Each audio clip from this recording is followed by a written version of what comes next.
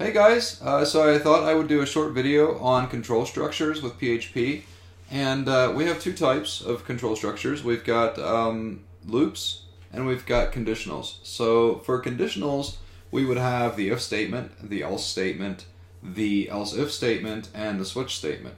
For loops, we've got while, do while, for each, break, and continue. All right.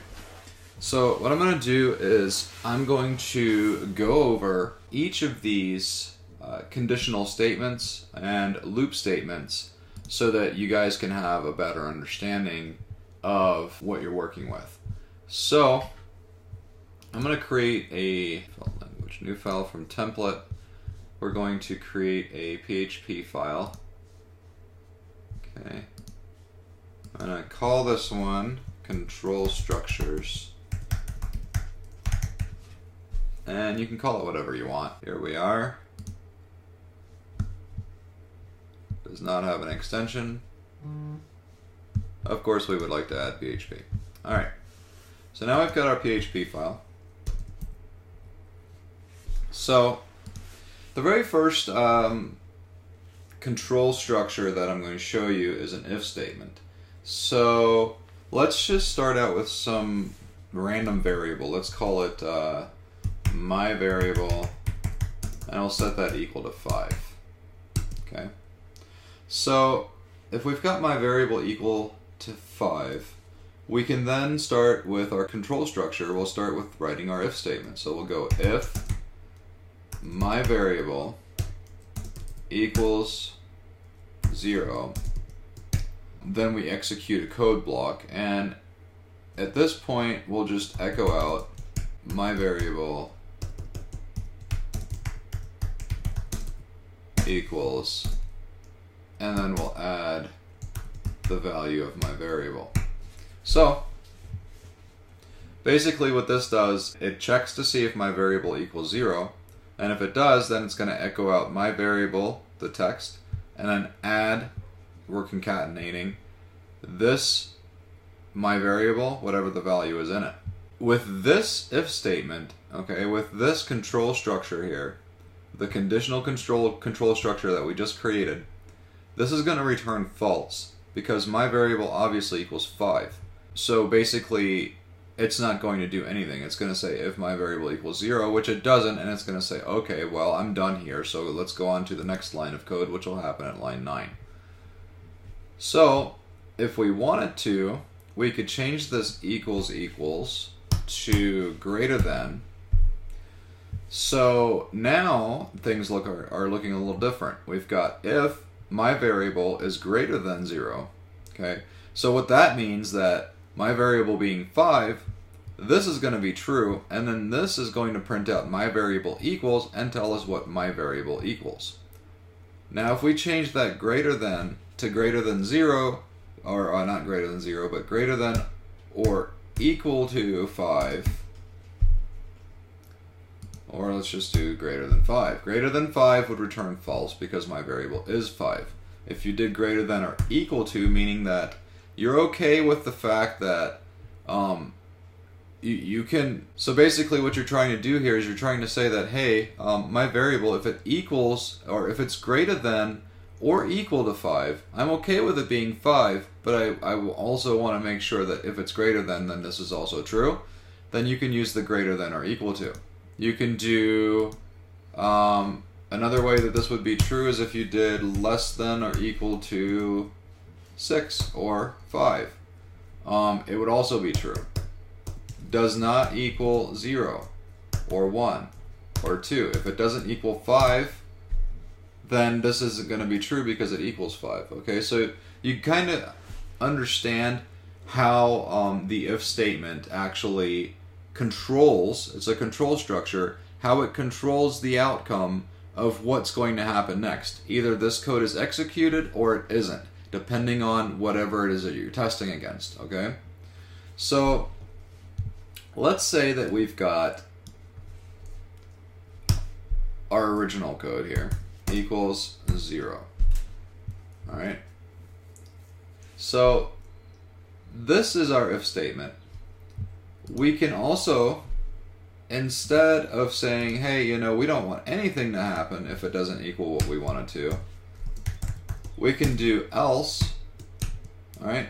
So then if this is false, which it is because we've got my variable equal to 5, we say if my variable equals 0, then we do this. But my variable equals 5, so since this isn't true, it's going to say, okay, well, we have an else statement.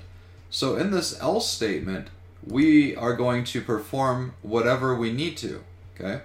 So here we're just going to say echo my variable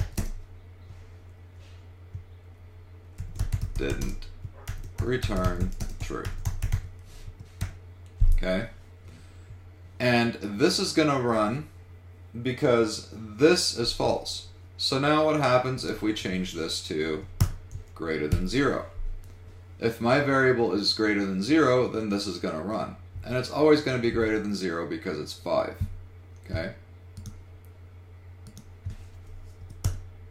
If my variable equals 5, it's going to go here. If my variable equals 6, my variable equals 5, we're testing to see if it's 6. That's obviously not true. So it's going to go down here, and it's going to say my variable didn't return true. That's what it's going to print out to the screen. Okay? So this would be an example of an if-else statement. All right? So then from here, what we could do is we could erase all this. And instead of just else, we could do else if. Okay? And then open up parentheses, and then do my variable equals 5. All right. So echo my variable is 5. Okay, so here we've got an else if statement within our if statement. So we start off with an if statement that says, hey, is my variable equal to 6? And the code goes, no, it's not. And then it says, okay, well, if it's not equal to 6, else if, right, is it equal to 5? And then we're like, okay, yeah, the variable is equal to 5. So then we do the code that's in here. All right? So now let's say that our variable is 4.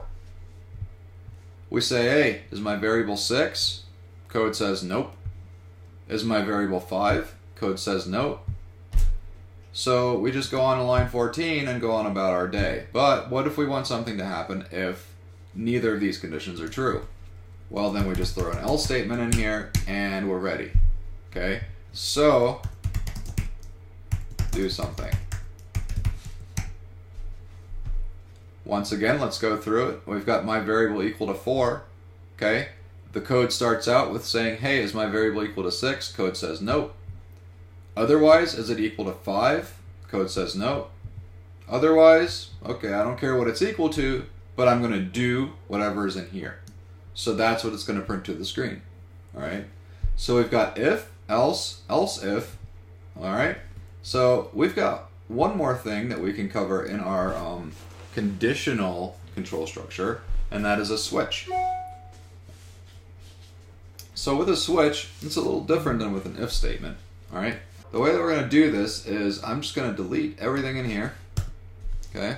And so with a switch, let's say that we have a variable, and we'll call it color, and we'll assign green. So then with a switch for PHP, we do switch, and then we open up parentheses, and then we put our expression in, right? So we just do color. So that's what we're testing against. And then on every line, we can do case green,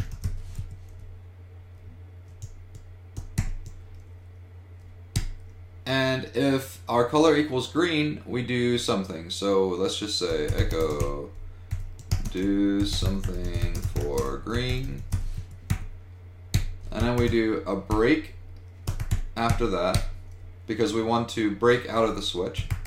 And we do case yellow, echo do do something for yellow, break, case red, echo, do something for red, and break. And then of course there's a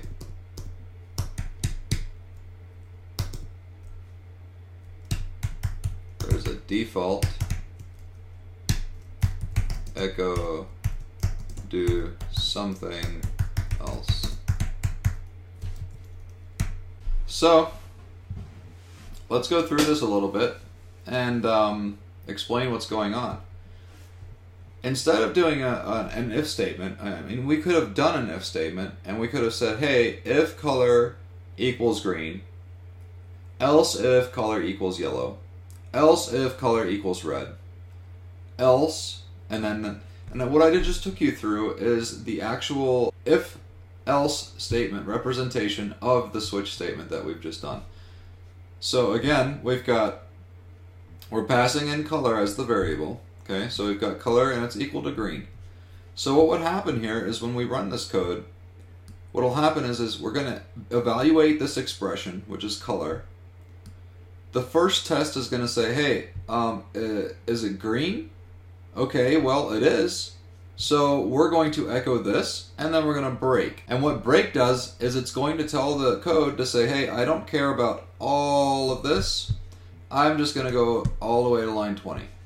So we don't care about testing against anything else. We are just going to go to line 20. So what happens if we go and change our color to blue? Well, we've got our switch, our expression.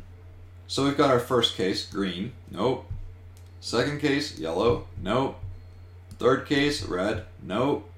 Default, okay, well, anything else will fall under here. So here's what's going to happen is I'm going to echo do something else. And then since this is the last thing in the switch statement, we're going to break out of it and go to line 20.